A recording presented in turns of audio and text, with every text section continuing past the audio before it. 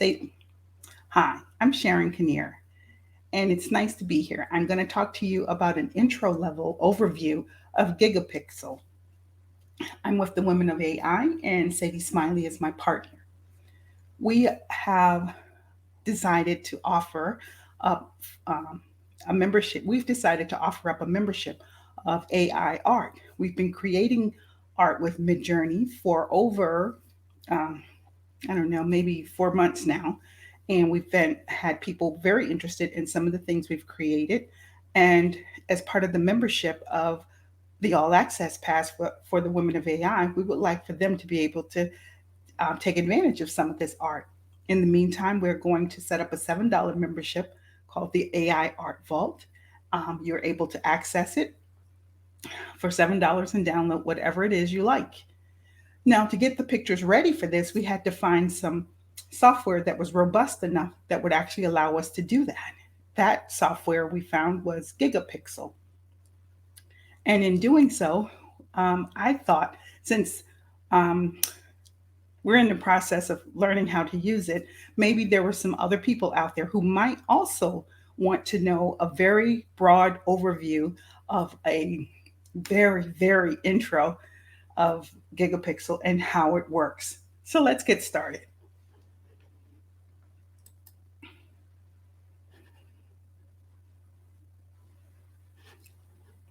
So with Gigapixel, you have to have software downloaded. And this is the icon here. You click it and it brings up the software. They do have a Mac version and they do have a PC version. You have to buy it. It's $99 and it has comes with 2 seats. Anybody in your company can use it, but only 2 people can be using it at any given time. So when you open it up, you have, of course, File, which allows you to open images and recents, which is great. You can View, which allows you to zoom up to 400%, your account, and Help. Um, and they have a pretty extensive help and pretty extensive tutorials as well. But it's almost self-explanatory. All right, so moving forward, let me cancel this. There we go. The next thing that you would be doing here is importing your images. So they have something that's really simple, big button there that says browse here. And you can go to wherever it is you keep your artwork so that you can actually get it and click on it and bring it, import it into Gigapixel. So let's choose something. I'm going to choose, let's just go with this. I'm only going to start with one. I actually will do two. Just one. And then let's bring in one more. Open images and I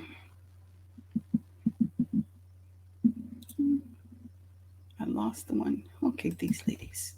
So we have two. We have one is a nature scene and the other one is a watercolor. And I only did two because I wanted you to be able to see the process. And once we've done this, then I will show you that you can bring in many images and walk away from this while those images are processing. But to start out, it shows you two sides of the photo. It shows you the original here, and then it shows you what the upscaled one is going to look like. And this is your dividing line that goes between what has been upscaled and what is regular. So this here is going to be upscaled to 400%. So we have a scale here. We're going to upscale. We're not cropping. We're not going to even resize the mode, but we're going to go up to 400%.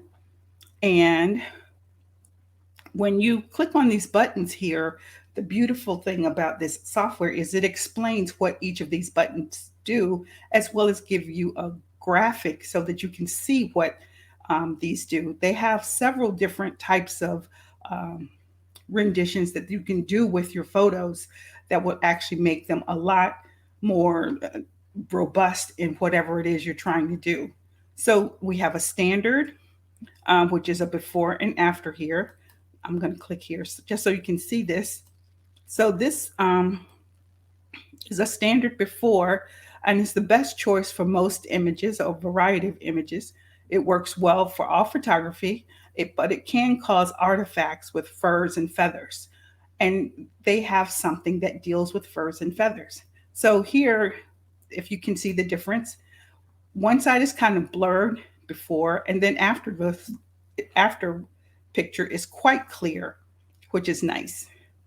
Then we have lines. Lines are for buildings. It's architectural.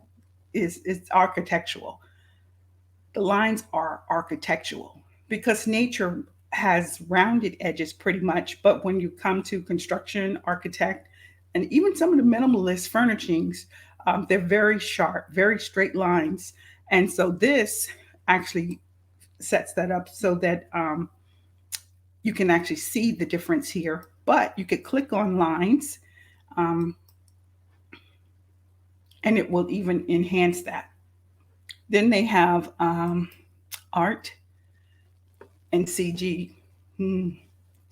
Best for any image that is not a photograph includes computer graphics, art drawings, or scans. And we don't have any of that right now, but that doesn't mean that we won't. Computer graphics really do need to be pretty sharp to come off well. So that's nice. And you can disable, if these tips kind of get in your way, they can be disabled. Here's a black and white, high quality, and you can see it's an eye with eyelashes. But as you actually move this over, you can see that it really becomes a lot sharper. So over here, where you can see your eyeball, and you can see the lashes, they're kind of fuzzy. But as you move this over, it becomes a lot sharper and a lot clearer. This works best for high quality images from modern cameras. It works well with images with many details and few compression artifacts, or as the final step after denoising and sharpening your photo. Then we have high quality, which is great because you see her face and it's gorgeous. But if you move this over the before, you can kind of see all of the imperfections coming to the surface. Um, as we move this over, you can see that it pretty much takes that down and it becomes beautiful skin. Um, and her hair looks great because it's kind of um, when you when it hasn't been um, upscaled, it's just kind of fuzzy on the edges. But when you actually take it over, it's really kind of crisp.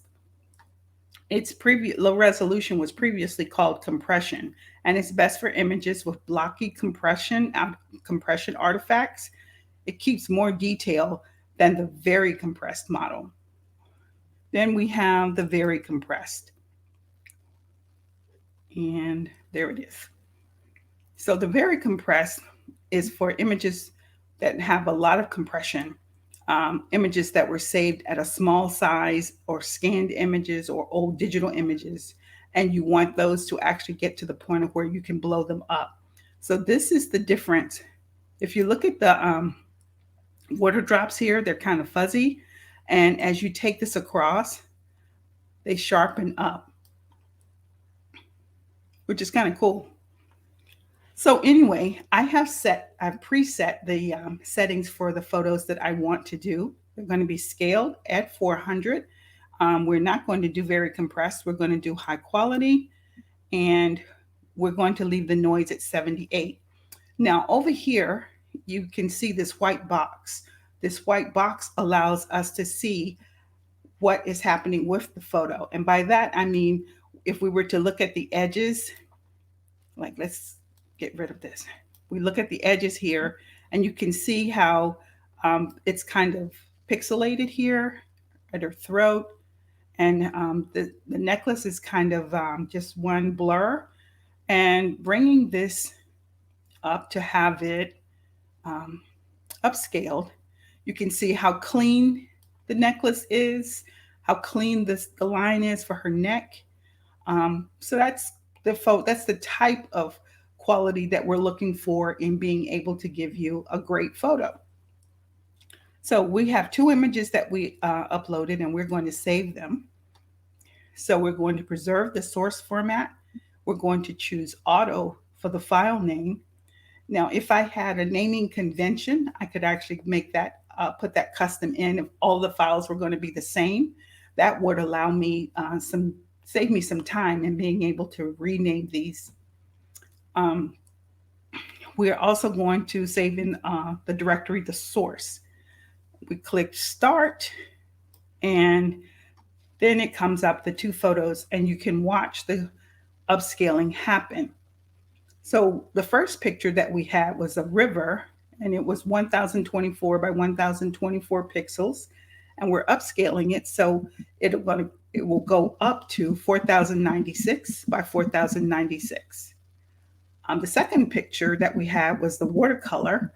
It was 741 by 741, and it went up by 29. Went up to 2964 by 2964. Both of these were high quality. Um, there's face recovery, and that's one I forgot to mention. Face recovery is being able to record and sharpen the features of a face in a specific photo. Um, so we only needed that for one. And then remove the blur amount is set at 655, and suppress the noise amount, which is kind of like static in your picture. So both of these have been done now. And let's see here. So we can look at the picture here of the river. So this is what it was like when we first imported it. And it's kind of fuzzy. You really can't tell the rocks that great. And the greenery or seaweed is kind of washed out. But when we actually bring up what the high quality upscaling does, you can see the seaweed, you can see the formations around the rocks, you can see the water. It's a really nice picture.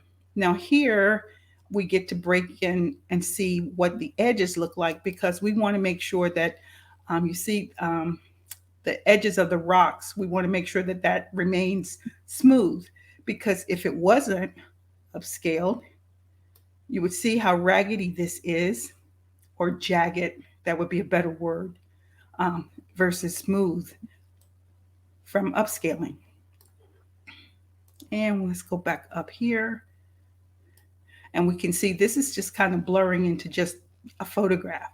But once the upscale happens, blurring into the photograph right here. But once the upscale happens, you get to see the greenery, and you see formations that actually are individual formations instead of just one blob. We can bring it down here. We have some dead seaweed. There. Looks very nice.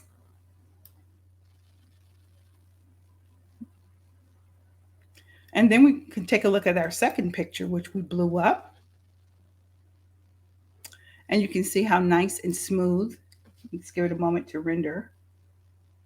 See, the necklace here is very clear. The lines of drawing the face are very clear. The clothing is very nice, nicely done. There's no ragged edges, no jagged edges. And this is how it would look. The original would look if we actually did not upscale it for you.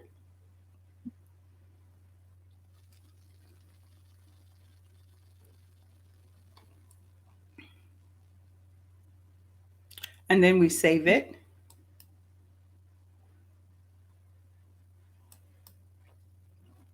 Oh, I started the rendition all over again.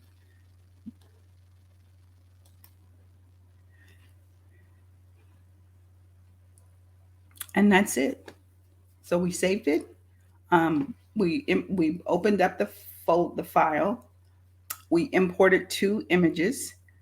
We upscaled two images. We checked them out, and then we saved it. So I want to show you what you can do when you have lots of pictures that you need to upscale. So uh, let's see here. Stop.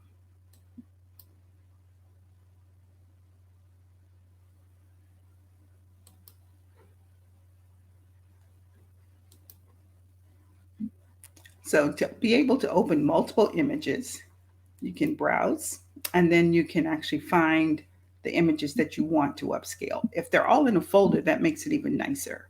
But in my case, I just want to show you how this works. And that's enough. We say open, and it's going to import all these images here. And you'll see that it says not updated. So this is it. That means it hasn't upscaled this picture yet. So let's take this up.